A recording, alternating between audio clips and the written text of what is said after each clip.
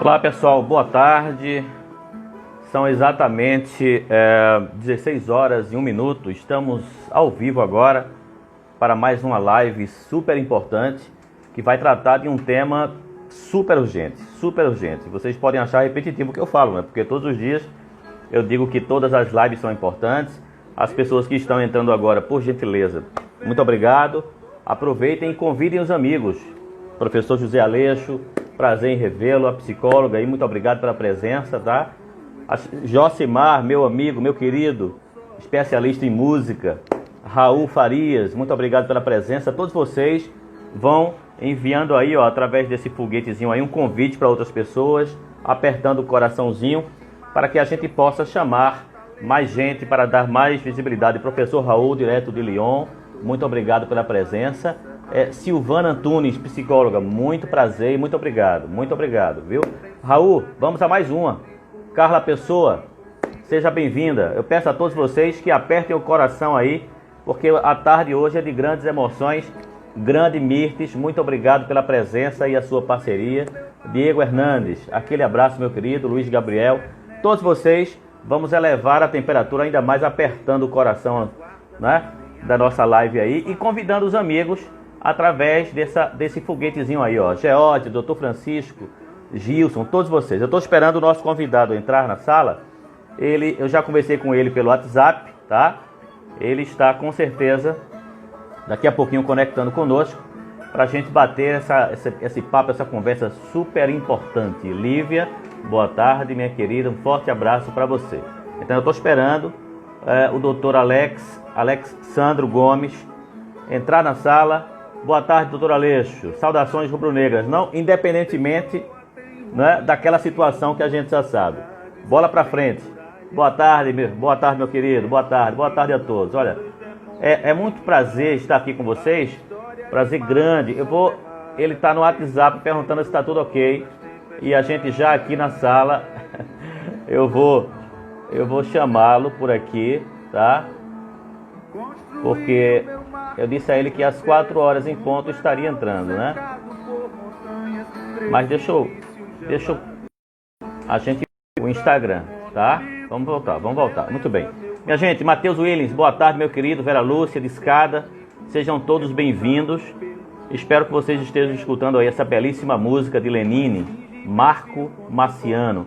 Então eu acabei de mandar um convite para o doutor Alex, né? Ele está vindo agora.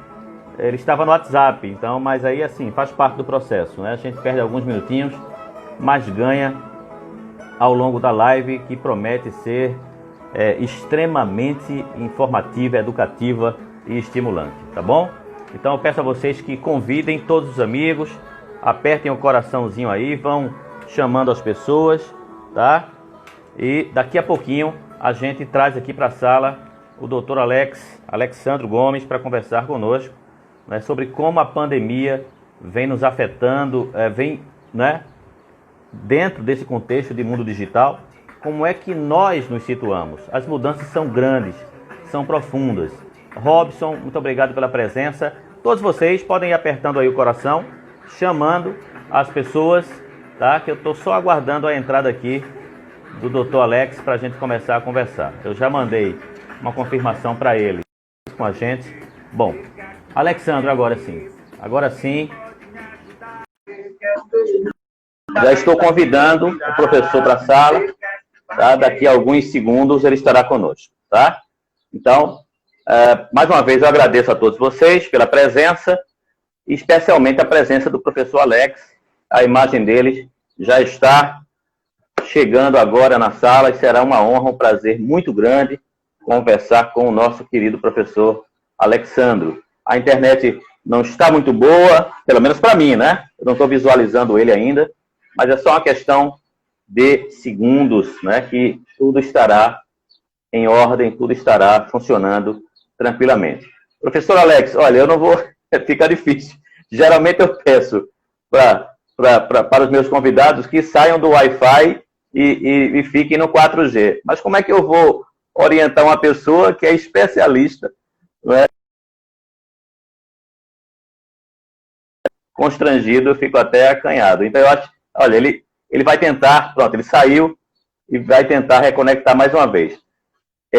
Eu percebi, eu já entrei na página dele e vi que a página dele é pública, não é privada, então não tem problema nenhum. Não tem problema nenhum, tá?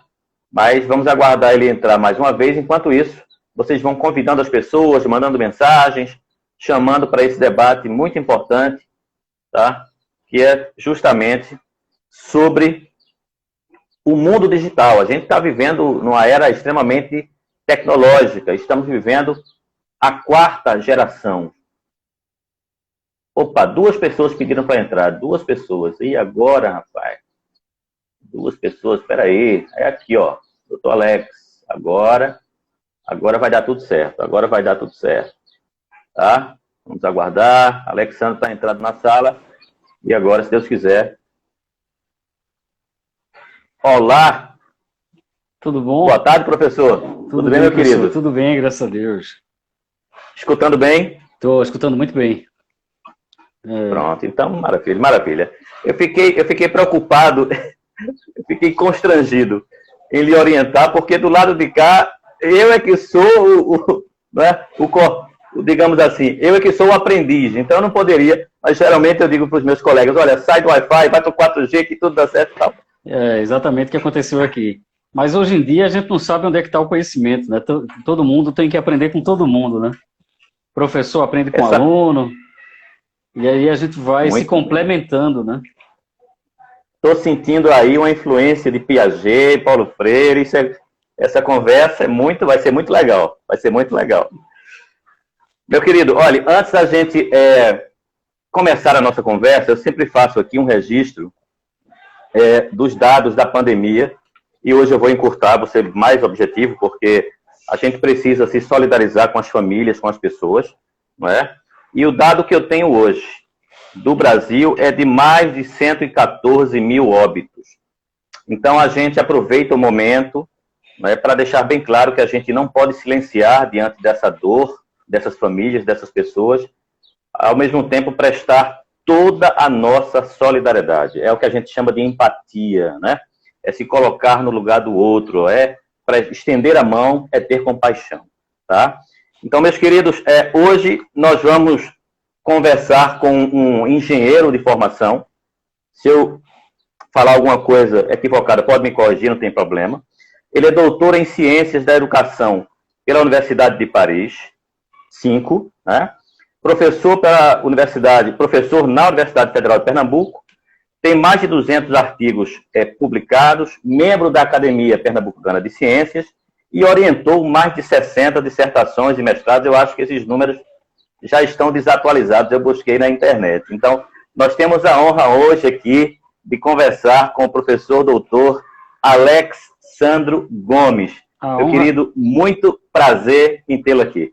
A honra é toda minha. Eu acho que a gente precisa, como eu coloquei essa coisa de um aprendendo com os outros, a gente precisa explicar o que a gente faz, a gente precisa dizer o que a gente faz, e a gente precisa escutar e é o que eu faço muito na área de informática, que eu trabalho com informática para a educação, a gente precisa escutar muito o que está acontecendo nas escolas rurais, nas escolas comunitárias, para a gente se dar as mãos e construir juntos uma nação bonita, né? Estou à disposição aí da comunidade. Muito bem. A primeira provocação que eu faço é a seguinte. Primeiro, deixar claro que na primeira metade da live, a gente abre uma caixinha de perguntas que tem aqui. Vocês podem colocar perguntas, provocações aí. Mas a primeira provocação é a pandemia, que, ao nosso ver, acelerou esse processo, esse contato nosso com essas ferramentas tecnológicas. Como é que o senhor percebe o impacto dessa relação entre a pandemia e o mundo digital? Em todas as áreas, não só na área da educação. Fique à vontade. Ela revelou que nós não fizemos o dever de casa, né? Então, no final da década de 90 do século passado, a inclusão digital já era vista como a forma mais rápida de promover a inclusão social. Quanto mais você... No final do século passado, já existia o livro branco, o livro verde da tecnologia da informação do Brasil, diversas sociedades acadêmicas, a Sociedade Brasileira de Computação, o Ministério de Ciência e Tecnologia, Aqui, uma colega nossa, Lúcia Mello, da Academia Pernambucana de Ciências, participou desse movimento. Muitas lideranças sabiam há pelo menos 20 anos que a forma mais rápida de promover a inclusão social era fazendo a inclusão digital, né? E isso em qualquer lugar do mundo, né? Então, nós ficamos observando o tempo passar, não fizemos o dever de casa. Hoje os números são terríveis. Apenas 50% das escolas do Brasil têm acesso à internet. Normalmente, a velocidade média desse acesso à internet é de 2 mega. 70% das vezes, essa internet está conectada na sala do diretor, e essa inclusão digital não se faz pelas escolas, né? Se faz por esforço próprio, né, das pessoas, mas com um custo limitado, as pessoas têm pouco acesso à banda de dados. Então, você tem hoje um celular que é utilizado para conseguir trabalho, então teve impacto na empregabilidade, qualidade de vida, acesso a muitos serviços, mas você não pode ter hoje, como a gente precisou agora, da internet para fazer educação remota, na educação fundamental e básica. As pessoas têm o celular, mas às vezes é um celular por residência, compartilhado por várias pessoas, com um pacote de dados muito limitado, e aí ele não pode ser utilizado, né? Da mesma forma em saúde, né? No começo da pandemia foi que houve a liberação de uma coisa que há mais de 15 anos já se sabe fazer, que é a telemedicina, né? Então, também poderia ter salvo muitas vidas, né? Se já tivesse, mas foi no meio da pandemia que houve a autorização de teleconsulta, tá certo? Então, muita gente adoeceu por conta, principalmente o pessoal do interior, né? Porque estava com uma suspeita e ia no posto de saúde. Se não tivesse doente, adoecia. Aí voltava para casa e contaminava mais gente, né? E aí tem vários efeitos que o pessoal está estudando, já efeito bumerangue, que é a dispersão do vírus por esse movimento. Então, a tarefa, lamentavelmente, tá certo? Nós sabíamos o que tinha que ser feito há mais de 20 anos, certo? Infelizmente, nós não fizemos, e a pandemia só mostrou que nós não fizemos o dever de casa. A informática, o acesso à informação, deveria ser igual ao acesso à água potável e eletricidade, tá certo? Você tem água, saneamento, eletricidade e internet, tá certo? Quando você faz isso, você, com a internet barata, né, você está vendo a proliferação das lives, o fenômeno das lives. Como assim? As lives o conteúdo de boa qualidade finalmente apareceu, saiu das universidades, etc. Bom, mas era para ter saído há 20 anos atrás, né? Meu Deus. A educação à distância, há 15 anos atrás no Brasil, era muito incipiente. Há 15 anos atrás também, ela começou a crescer há 5 anos atrás, né? Então, você tem 210 milhões de pessoas com 2 milhões de alunos no ensino superior, tá certo? Então, você não tem nem, né? E a educação à distância é uma forma de você colocar isso massivamente. Mas esses números aí por aí afora.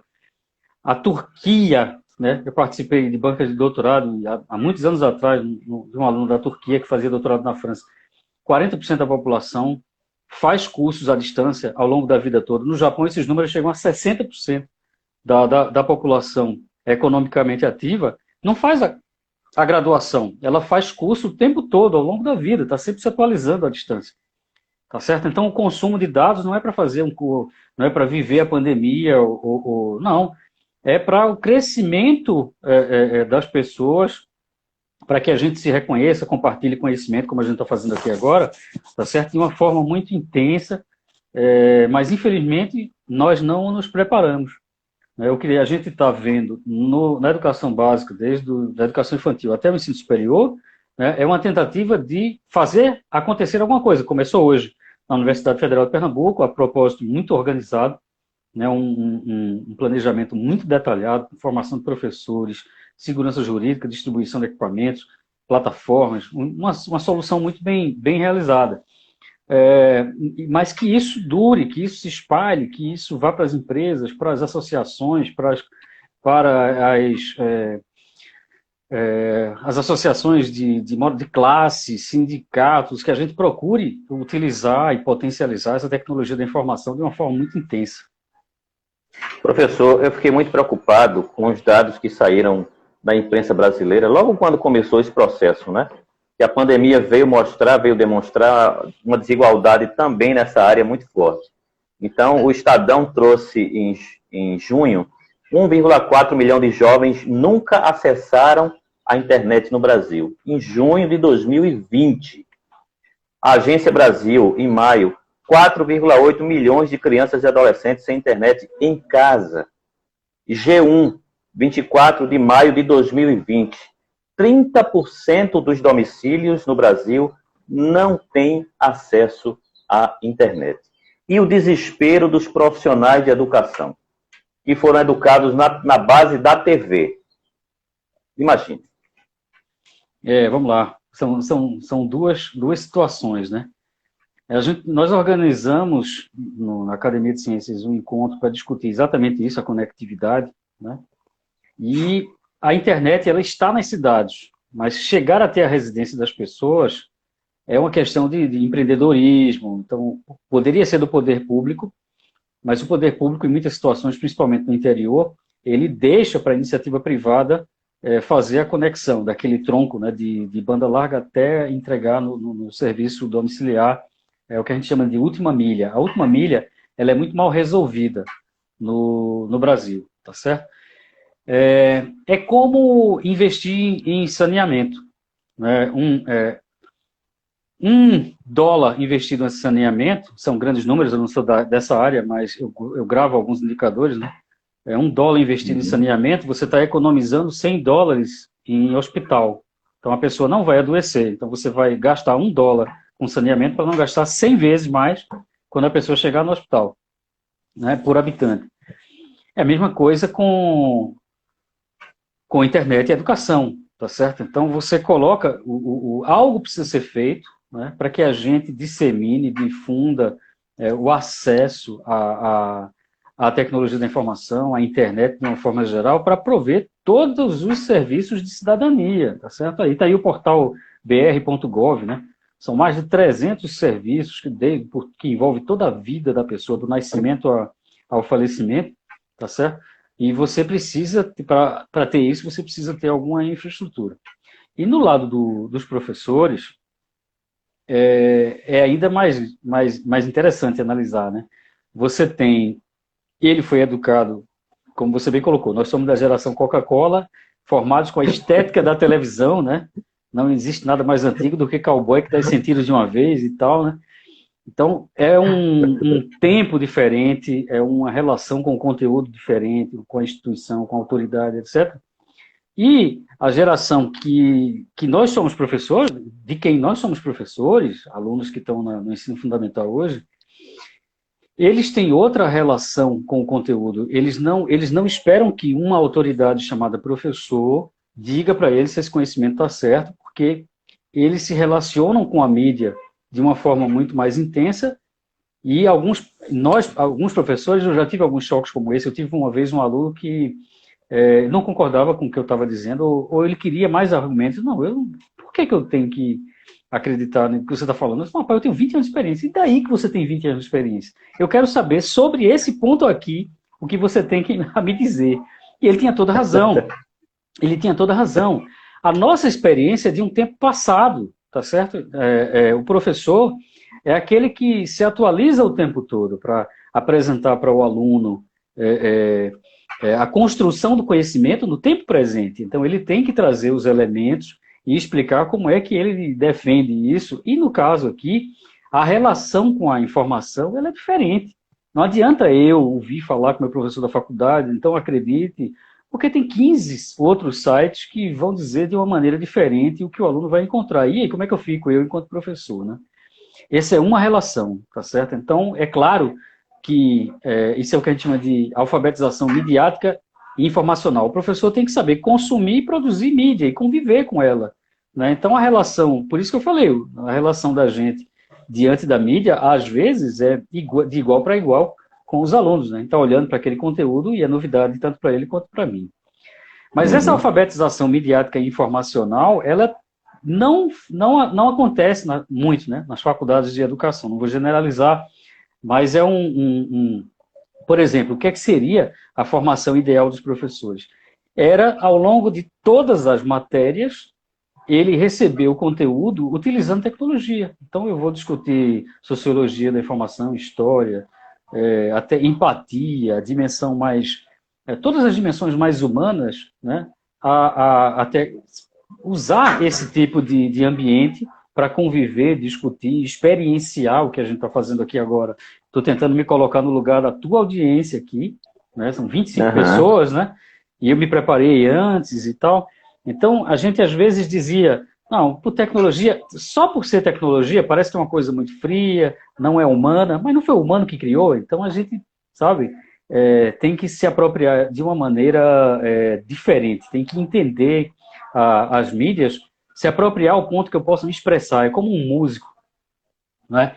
Eu preciso fazer um show no teatro, mas muita gente já aprendeu a fazer o show pelo Instagram, fazer o show pelo YouTube, fazer o show pela televisão. Então, você tem outras maneiras de captar a reação do público, mesmo que você capte depois e ajuste depois. Então, todo mundo precisa se entender nesse contexto contemporâneo, que é complexo, né, na sua diversidade, e que você multiplica por 10 quando você considera também o digital, tá certo? Então, é um desafio, o mundo contemporâneo, ele é mais complexo, ele precisa que as pessoas saibam resolver problemas complexos, precisa que os professores entendam essa complexidade, que os alunos sejam formados para lidar com essa complexidade. O mundo mudou, entendeu? O mundo mudou, simplesmente o mundo mudou. Nós que estamos em sala de aula, a gente está tendo uma dificuldade muito grande para nos tornarmos encantadores digitais. O aluno não tem mais aquela... Né? Antes a gente dizia para ele, desligue o celular, né? Guarde o computador, você não pode ficar acessando isso, aquilo. Agora o tempo todo a gente fica querendo seduzir o aluno a usar essas ferramentas e a gente se desdobrando para encantá-lo. Olha, eu não vou negar, está sendo muito difícil, e eu queria saber do segredo, por que é que a escola, inclusive a gente já discutiu na nossa escola, qual é o segredo dos games? Boa pergunta. Qual é o segredo dos games? Boa pergunta. Veja, a tecnologia nunca... Veja, qual é a função da educação? Certo? A função da educação é uma função biológica, é uma geração de indivíduos mais jovens que são socializados a viver no grupo. Imagina, é uma matilha, né? É uma tribo, sei lá, um coletivo de primatas, né? Então, nasceram os macaquinhos e a gente agora tem que socializá-los utilizando linguagem para que eles sobrevivam e vivam, né? E deem continuidade àquele aglomerado, tá certo? Evidentemente que o ser humano nunca vai conseguir delegar a tarefa de socializar um indivíduo para viver nessa comunidade a uma máquina, tá certo? Então, esse mito é tão antigo quanto o computador, né? Na década de 80, finalzinho da década de 80, eu já via coisas assim. O professor tem medo de ser substituído pelo computador. O computador, ele pode substituir algumas tarefas do professor para liberar ele para fazer outras, tá certo? Então, por exemplo, se a aula do professor se resume a falar o que está no livro, esse professor todinho pode ser substituído por um canal do YouTube. Tá certo? Todo. É verdade. Sem prejuízo, né? Porque se o indivíduo se limitava a falar o que está no livro, então, ou já bastava o livro, então um canal do YouTube ou 3 canais do YouTube resolveriam o problema. Mas aí, exatamente. Agora, aquele professor que instiga, que coloca o desafio, você já foi iniciado, você sabe como é que constrói a resposta. O indivíduo mais jovem, ele não sabe. Ele pode ter as informações, mas talvez ele não tenha a competência de juntar essas informações para resolver um problema. Então, qual é o X da questão do professor? E a gente vê isso muito no ensino superior. Você coloca o problema aqui na frente deles. Pessoal, vocês vão tem 3 meses para resolver esse problema. Né? E aí, por mais informação que ele tenha, tá certo? Organizar essas informações em termos de gestão de tempo, construção de protótipos, e testar, e ouvir, e validar, e vai e vem, eles vão errar muito, o que é maravilhoso. Porque o que importa no aprendizado não é se ele fala o certo ou fala o errado, é que ele tente, que ele crie marra na capacidade de chegar à resolução do problema. Tempos depois, você fica de fora. Tempos depois, eles resolvem exatamente o que um game faz. Um game bem balanceado coloca um desafio que nem é tão fácil, é óbvio, né? Porque talvez a sala de aula, o jogo da sala de aula já está ganho, tá certo? É só eu vou para a aula, ele vai passar um exercício, eu faço em casa e antes da prova eu estudo. A regra do jogo já está posta, certo? Se você considera os ciclos das unidades como um jogo, é um jogo muito fácil. Então não tem desafio, tá certo?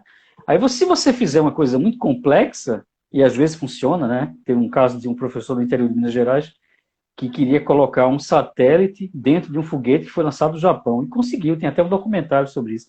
O satélite de Pinituba, uma coisa assim. Não precisa ser um satélite para balançar, mas olha, eu quero gerar energia. Aí no sertão, tá certo? O sertão é você tratar a questão de sustentabilidade, geração de energia, vento, reciclagem, tudo que tem a ver com sustentabilidade, que se discute muito pouco, tá certo? Podem ser desafios para pautar o cidadão dessa cidade. Rapaz, como é que a gente faz para resolver este problema real que a gente está vivendo? Pô, junta 6 professores. Vai levar quanto tempo? 6 meses. Enquanto eles estão fazendo, você apresenta o conteúdo. Aí é um jogo, é uma saga, certo? E eles adoram fazer isso. A gente vê o tempo todo na universidade, certo? O tempo todo. As disciplinas de projeto são as disciplinas que eles viram noite, eles vão para casa, eles criam empresa, né? Eles passam o final de semana, né? Fazem tudo para mostrar que são capazes. E o professor, ele sabe eventualmente a resposta, mas ele deixa o pessoal se exercitar. E qual é o papel dele? Se está doendo muito, se está demorando muito, ele vai lá e ajuda um pouco, entendeu? Ele vai ajudando um pouco, vai corrigindo, vai fazendo a avaliação, não no final, no meio, essa parte assim, ó, tá pensando, não é assim que se deve pensar. Faz assim, pronto.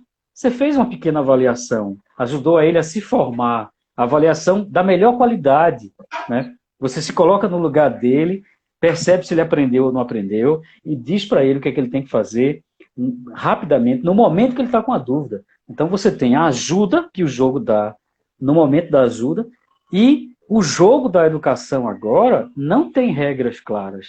Por isso que ele gosta de jogar, certo? Então você acertou na mosca, tá certo? Na mosca. Então a sala de aula, do jeito que ela está, é um jogo sem graça, porque todo mundo já sabe qual é o resultado, certo?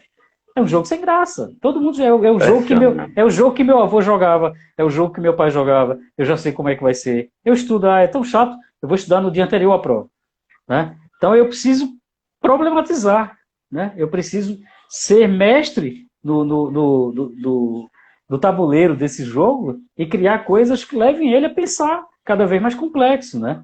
E eles vão longe. Se você problematizar, eles vão muito longe.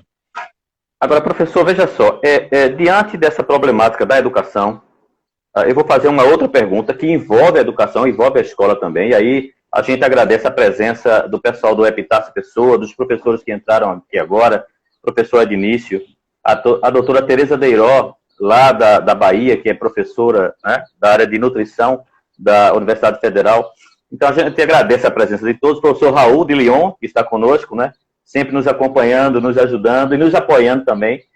Agora, veja, eu li um livro de um historiador israelense chamado Yuval Harari, Homo Deus. Olha, as previsões que aquele cara faz são assustadoras. São assustadoras. Eu lhe pergunto, nós, para esse momento dessa quarta revolução que a gente está vivendo, quais os impactos disso na vida das pessoas que não têm acesso às novas tecnologias? Eu estou agora sendo mais objetivo.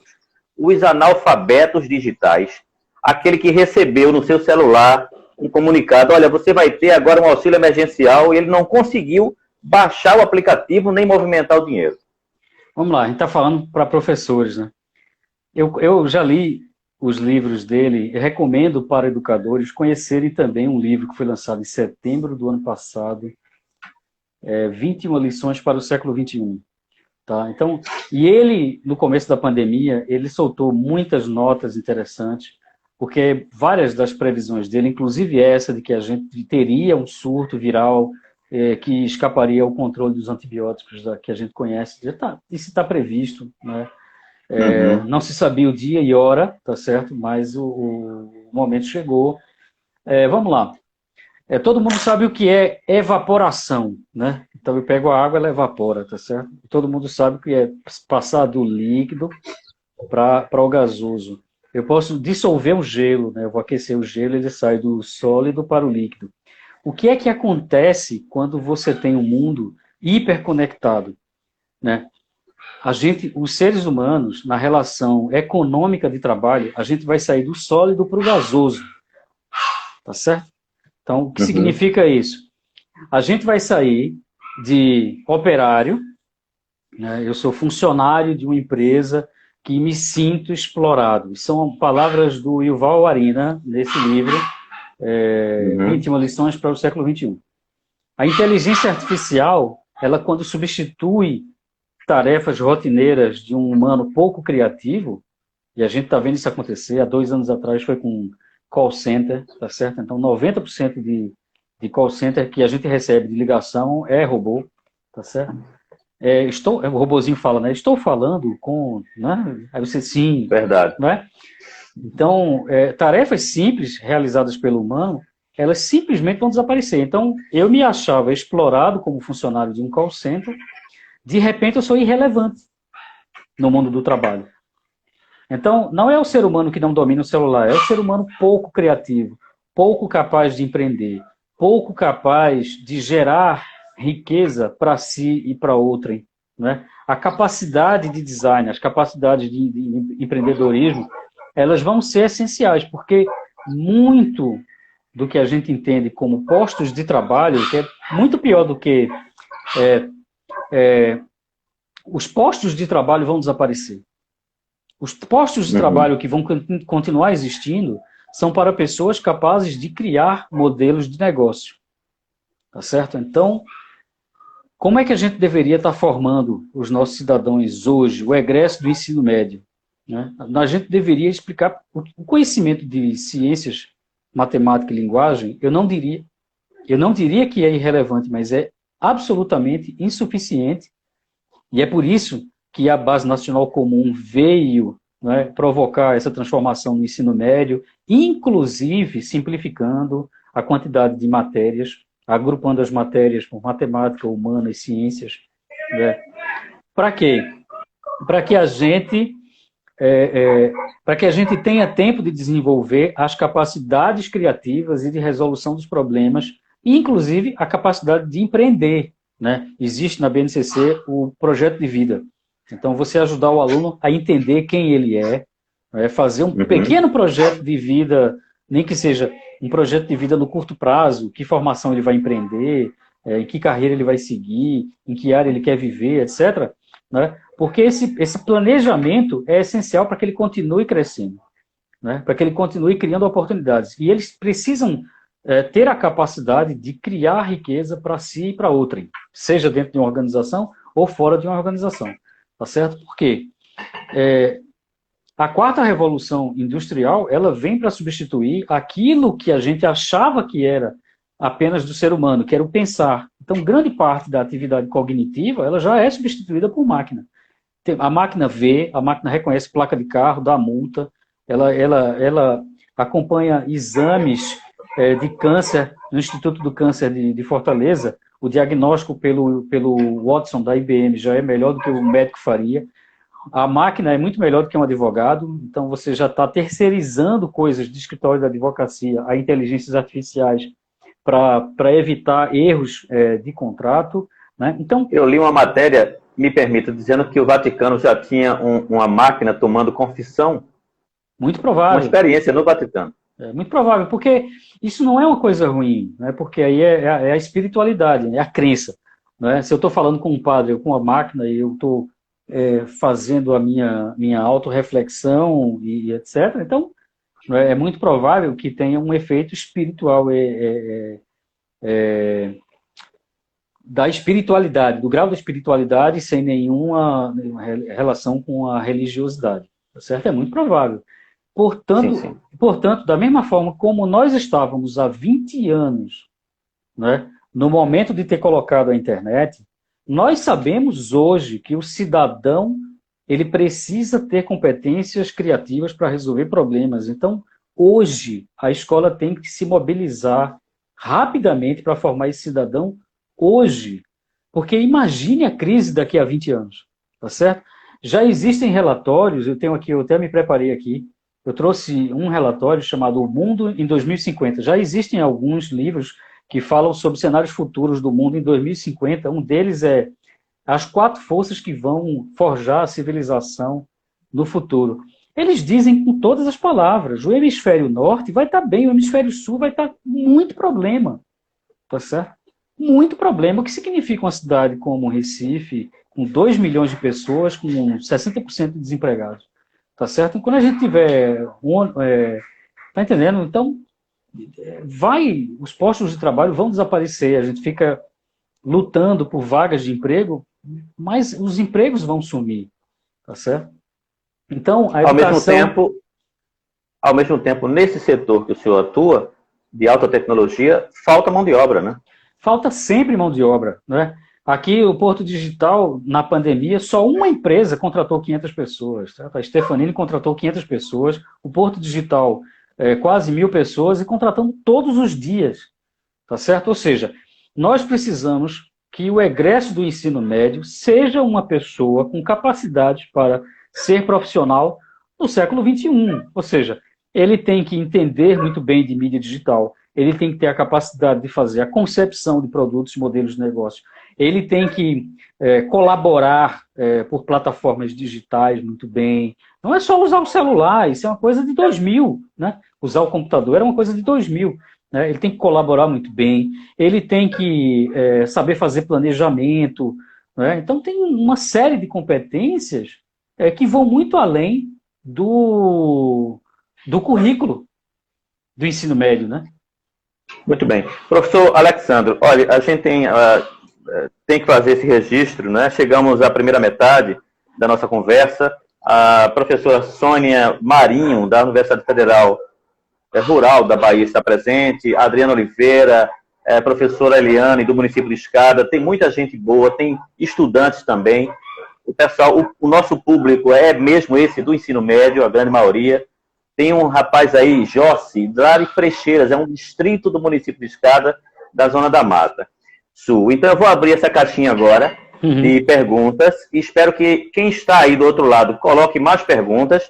A gente tem aqui, são 16 horas e 39 minutos, para a gente aproveitar a presença do professor Alex aqui e, aproveitando, o nosso querido Aleixo me puxou a orelha e disse, olha, ele é vice-presidente da Academia Pernambucana de Ciências. Eu não registrei, peço desculpas, mas essa é uma conversa informal, faz parte do processo, né? Faz. Aqui nós estamos falando entre cidadãos brasileiros, somos irmãos aqui. Muito obrigado, professor. Muito obrigado. Olha, Geórgia, uma aluna da EREM Monsenhor João Rodrigues de Carvalho de Escada.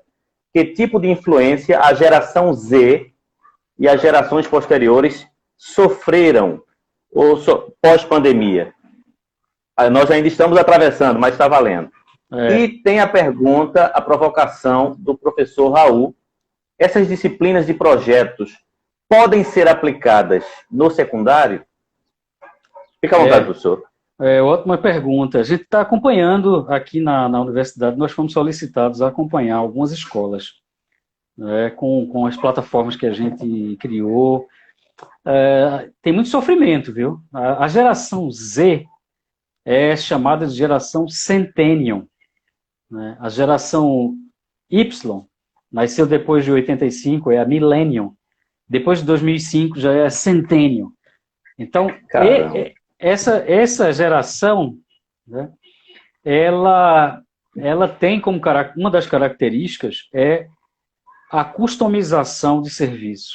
É uma coisa interessante. Por exemplo, qualquer garoto de 10 anos, 12 anos com um celular na mão, ele consegue instalar muita coisa e fazer funcionar rapidamente, criando serviço. E é mais ou menos o que a gente encontra o fenômeno do varejo. O que é que está acontecendo hoje no mundo da economia? São as plataformas se conectando. Né? Então, você tem plataformas de serviço, plataformas de e-commerce, plataformas de governo, plataformas de receitas estaduais e federais, elas estão se conectando. Interessantemente, essa geração Centennial, né, é uma geração que tem muita facilidade em entender essa lógica, essa conectividade, tá certo? Eles têm uma velocidade muito grande. A pandemia é uma coisa passageira, tá certo? Existem dois efeitos, né? O primeiro deles, a gente sabe que é um sofrimento muito grande, uma tristeza, né? Porque nessa fase a convivência é extremamente importante, eles estão sem ver os amigos há 6 meses, tá certo? E os familiares. Então tem muito sofrimento da infância, por um lado, né? Por outro lado, você tem o que é mais grave, que a gente conversou, inclusive, com o professor Mozart, num evento que nós organizamos no dia, em homenagem ao profissional da educação, é um impacto geracional com relação à educação básica e fundamental. Então, essa parada de 1 ano, ela não vai ser simplesmente a reposição de 6 meses. A gente precisa estar muito atento, porque vem uma coisa muito, muito negativa, o esforço dos últimos 10 anos de melhorar um pouco os índices brasileiros pode ter uma queda muito acentuada, desmotivação, etc. Então, é muito importante todos os educadores ficarem atentos para esse momento, para entender, para ouvir os alunos, porque já se antecipa um efeito muito negativo da pandemia nessa geração que está na escola hoje, tá certo? Então, esse é um lado. Com relação às disciplinas de projeto, elas, e Raul vai gostar de ouvir essa resposta, né? essa resposta, ela pode ser utilizada desde o jardim da infância, tá certo? Então, o que é a resolução de problemas? Né? Eu gosto muito Eu escrevi um livro há muitos anos que eu queria ter escrito esse livro, que é sobre design. Eu sempre trabalhei com design de sistemas de informação, design de software, mas eu levei muitos e muitos anos mesmo, quando eu digo muitos anos, é mais de 10 anos, para descobrir uma coisa muito óbvia, muito óbvia. O design, ele não é uma profissão, né? O design, ele é a habilidade humana, a habilidade humana de conceber coletivamente, resolver um problema, né? Isso é tão óbvio. Em alguns lugares do planeta, isso faz parte da cultura. Quando você vai na Escandinávia, muito provavelmente, isso vem do idioma germânico, vem do mongol, porque o africano que migra, né, milhares de anos atrás, que ele vai para essas tribos que vão para o norte do planeta, eles só conseguiam sobreviver se eles se organizassem em tribos e gradativamente isso ficou impregnado, não só na linguagem, mas também na forma de vida. Os nossos alunos da graduação, na época das bolsas de intercâmbio, né, muitos alunos iam para a Holanda, etc. Eles pagavam a mesma disciplina que pagavam aqui no Centro de Informática, pagavam na Holanda, e eu perguntava quando eles voltavam, qual é a diferença? A disciplina? Nenhuma diferença. Então, qual é a diferença? O problema é que quando você sai da sala de aula, a cidade inteira pensa design. Certo? A sinalização da rua, a urbanização, o ônibus, ou seja, está na cultura escandinava uma coisa que para nós, no hemisfério sul, ainda é um ilustre desconhecido, né? Que é o raciocínio de design. Veja, o raciocínio de design é uma coisa tão primitiva, né? Quanto é tão primitiva e essencial que a gente faz o tempo todo sem saber o que está fazendo. Tá certo? Então, o design é isso. Mas, infelizmente, a gente propaga muito mal. Aí eu entendi isso, levei muitos anos interagindo com colegas da área de design, e a gente escreveu um livro explicando o que é metodologia de design para professores de todas as áreas explicarem o que é design. Assim como a gente tem os livros de metodologia científica para explicar o que é metodologia científica. Muito bem, então se é uma coisa muito primitiva, então eu posso exercitar desde a minha infância, tá certo? Então, no jardim da infância, você tem a brincadeira, o ambiente lúdico para resolver problemas, e logo que chega na primeira série, por que de repente as pessoas têm que sentar um atrás do outro? Tá certo? Então, essa ruptura, ela é artificial. Então, eu posso imaginar o tempo todo o professor com pequenos grupos de alunos resolvendo problemas proporcionais a sua coisa. Isso na área de ensino de ciências, aí é que o Raul vai se sentir contemplado. Vê. No ensino de ciências, significa você substituir o ensino de um fato científico, né? A fotossíntese acontece na folha, né? Ao fato, de uma maneira concreta, você colocar um LED verde ou colocar uma planta embaixo de uma luz azul por uma semana e depois uma luz branca na outra semana e ver o crescimento daquela árvore dos dois lados. Sabe, aquela plantinha crescendo, e diz, por que foi a diferença? Então, você quase que descobre de novo com o aluno os conceitos da ciência. Então, ele aprende a construir conhecimento mais do que memorizar conhecimento. Tá certo? Então, isso passa com projetos. Tá certo? São os desafios. Então, em todas as áreas, ao longo da vida inteira, e aí foi lançado há poucos meses atrás um livro traduzido. Essa abordagem ela é muito antiga, de um cara do MIT chamado Mitchell Resnick, Lifelong Learning, ou Lifelong Kindergarten. Ou seja, a educação deveria ser igual ao jardim da infância ao longo da vida inteira, certo? A lógica do jardim da infância, que é o sandbox, né? Por exemplo, essa lógica de sandbox, que é o lugar onde eu monto um castelo de areia, não gostei, vou fazer outro. Tá, quebrei, certo? Só para você ter uma ideia, o município de Petrolina, há 2 semanas atrás, viveu um planejamento estratégico para ser transformado o município inteiro num sandbox de empresas de tecnologia.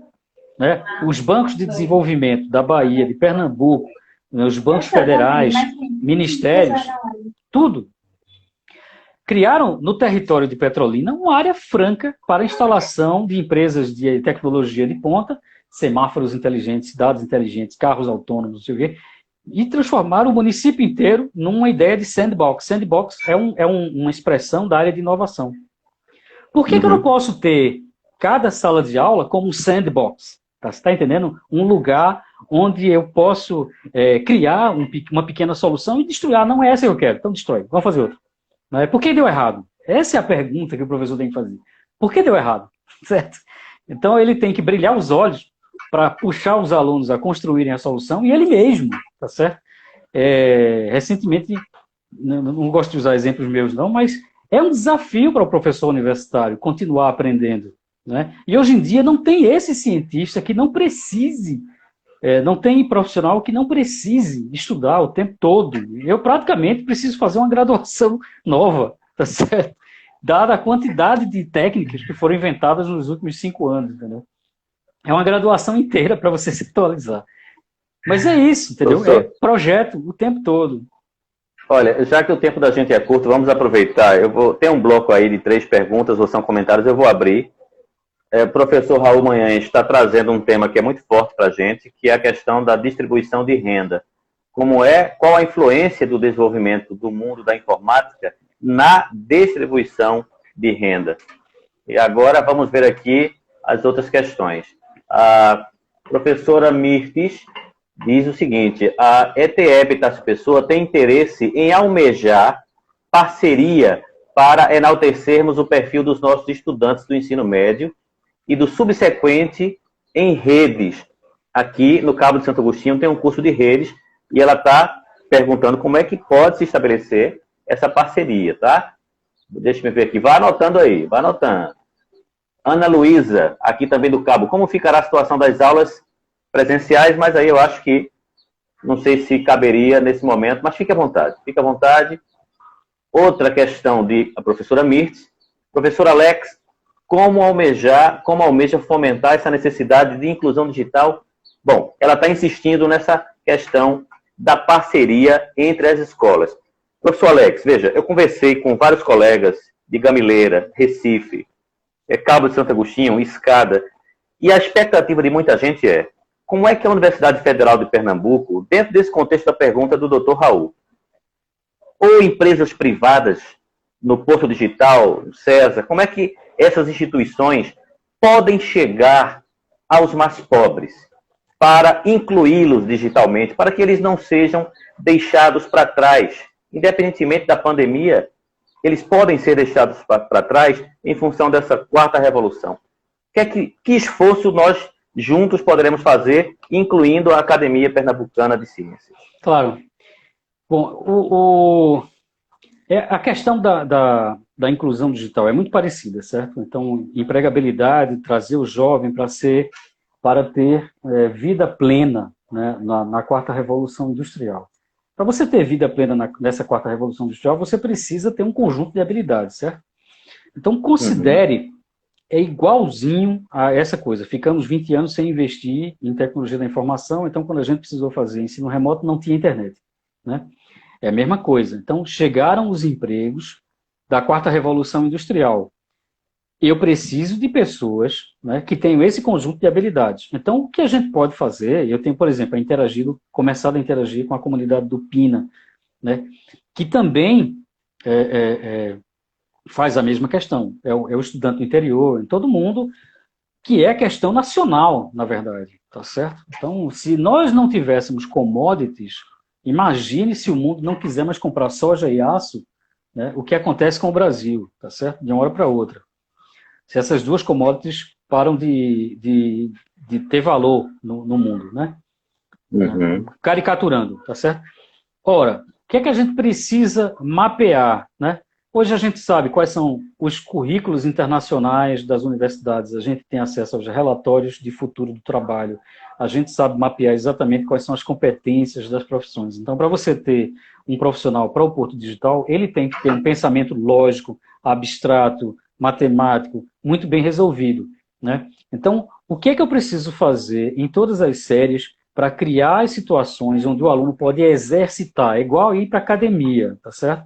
Eu preciso criar a problematização de tal forma que ele exercite, né, essa habilidade, né? Literalmente, há 100 anos atrás, né, ele seria um bom funcionário se ele exercitasse o corpo. Agora ele precisa exercitar a cabeça, né? Ele tem que pensar o mundo de uma forma algorítmica, né? Ele tem que abstrair o mundo em forma de objetos e relações. Ele tem que representar o mundo em uma linguagem, né? Ele tem que simular o mundo nessa linguagem, ele tem que rodar esse mundo aqui nesse simulador.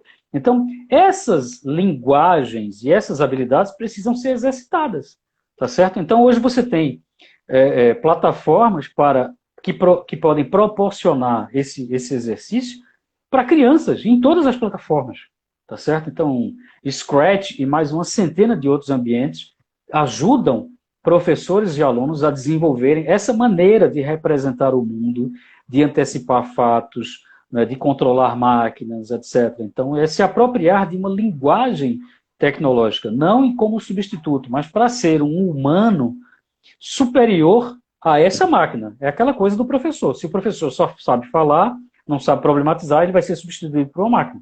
Se o aluno não consegue pensar para além do que a máquina pode fazer, né? E o que é esse para além? É criação, tá certo? É concepção. Né? É essa competência do design que a gente falou agora há pouco, é essa competência, sim. Essa competência do algoritmo, da lógica, né? De pensar o mundo de forma abstrata, etc. Tá certo? E a gente sabe que esses são os gargalos. Então, quando o educador pensa só no currículo de matemática, no currículo de linguagem, ele pode não estar vendo as habilidades essenciais para o futuro, tá certo? Então, me perdoe a interferência, porque já faltam 5 minutos. Alguns colegas aí, tem um professor de início, e várias pessoas estão insistindo na questão da política econômica neoliberal. Eles estão dizendo o seguinte, pelo que eu estou entendendo, isso só pode dar certo se tiver política pública de governo. E eu escutei uma palestra sua, eu acho que foi uma entrevista na Assembleia Legislativa, o senhor dizendo que na Finlândia um encontro de educação reúne milhares de pessoas. Quer dizer, aqui nessa live deveria ter milhares de pessoas discutindo educação e revolução tecnológica. Meu querido, o que é que está faltando para a gente tornar esse tema um tema gostoso para a sociedade, assim, uma coisa que feito futebol? Eu fico ansioso. Eu vou passar para você o livro do idealizador e eu tive no ano passado com um embaixador da Finlândia, e eu vi ele apresentar o case da Finlândia. A Finlândia não tinha nada há um século passado, só tinha gelo e árvore. E aí eles diziam, nós vamos morrer de fome, né? E aí eles decidiram construir o país. E o que é que a gente faz com essa madeira que a gente tem aqui? E a decisão coletiva foi, vamos fazer escolas. E tudo que acontece na Finlândia, a decisão, ela acontece nas assembleias dentro das escolas. Então, eles não criaram o país para depois fazer a escola. Eles criaram o país a partir da escola. Então, todos nós deveríamos proteger as nossas escolas, tá certo? Então, a gente está indo para uma era... O que é a pandemia? É o final do século XX, significa, é o fim da era do petróleo, é o fim da era dos commodities. Então, essa pandemia, ela está gritando, ou você forma em massa cientistas e engenheiros para aonde eles estão construírem novos modelos de negócio, imagine a crise daqui a 20 anos, tá certo? Eu acho que é muito mais do que governo, é uma questão de sociedade, né? O pai tem que se envolver, o diretor de escola, o prefeito, o secretário. É um problema, sim, de toda a tribo, né? Na Finlândia foi isso, né? Não é o presidente ou um governo à esquerda ou à direita, não. A educação, e nos Estados Unidos acontece assim também, em torno das escolas distritais, as pessoas se envolvem e a comunidade protege a escola, tá certo? Então, uma escola pública, ela precisa ser defendida pela sociedade. A causa da educação, ela tem que ser defendida não pelo profissional da educação, mas pela sociedade. É um pilar do nosso futuro, tá certo? Eu acho que essa inversão precisa ser feita. E essa experiência da Finlândia, aproveitando, registrando a presença do professor de Minas Gerais e conselheiro Lafayette, um prazer, meu querido, membro do MTC, que é o Movimento de Trabalhadores Cristãos, a antiga ACO, Yves Tournaire, da França, prazer grande. Olha, essa experiência dos países nórdicos destrói aquela ideia, a gente tem 2 minutos, de que a tecnologia destrói a vida e provoca desigualdade, né? Então, dá para conviver, não dá? Dá. Quando você desenvolve a capacidade nas pessoas, você dá autonomia para essas pessoas, elas vão gerar riqueza onde elas estão, tá certo? Então, não é um modelo, não é? É você entender competência como uma ferramenta. Então, tem que gerar autonomia, tem que desenvolver pessoas criativas, tá certo? Eu acho que se eu voltar todo o nosso papo aqui, pega esses elementos todos, vamos trabalhar formação de resolução de problemas com metodologia científica, design, engenharia, desde da educação infantil, que no final do ensino médio essas pessoas estão prontas para continuar aprendendo, né? E vão gerar desenvolvimento. Professor, olha, eu sinto muito, a gente vai ter que interromper essa conversa maravilhosa. Foi um prazer. Essa live vai ficar gravada, vai ser compartilhada. Eu quero um dia ter o prazer de conhecê-lo pessoalmente. Eu me senti muito orgulhoso em recebê-lo aqui. Quando eu lhe vi na televisão, eu lhe vi como uma pessoa distante, inalcançável. Quando a gente chega na live... Eu sou de Arco Verde. De Arco Verde, olha que coisa boa. Coisa maravilhosa. Do interior. Sou do interior. Amanhã, adoro Arco Verde. Amanhã a gente está conversando aqui com o Dr. Clóvis Cavalcante, contando coisas de Celso Furtado que a gente precisa saber. Muita coisa boa nesse horário às 16 horas com o Dr. Clóvis Cavalcante. Meu querido Alexandro Gomes, muito obrigado. Deus lhe abençoe, lhe fortaleça sempre. A todos e a nós. gente vamos trabalhar para tornar a educação uma coqueluche, uma coisa que todo mundo sinta orgulho de conversar o tempo todo. Até o fim, nós vamos lutar juntos por isso. Exatamente. Tem que ser pop. Pauta pop. O sonho de Piaget, o sonho de Paulo Freire é o nosso sonho. Exatamente. Vamos segurar isso. Muito obrigado pela oportunidade. Virtual. Tudo de bom. Muito obrigado, meu querido. Fique com Deus. Boa tarde a todos. Até amanhã, né? 16 horas. Valeu.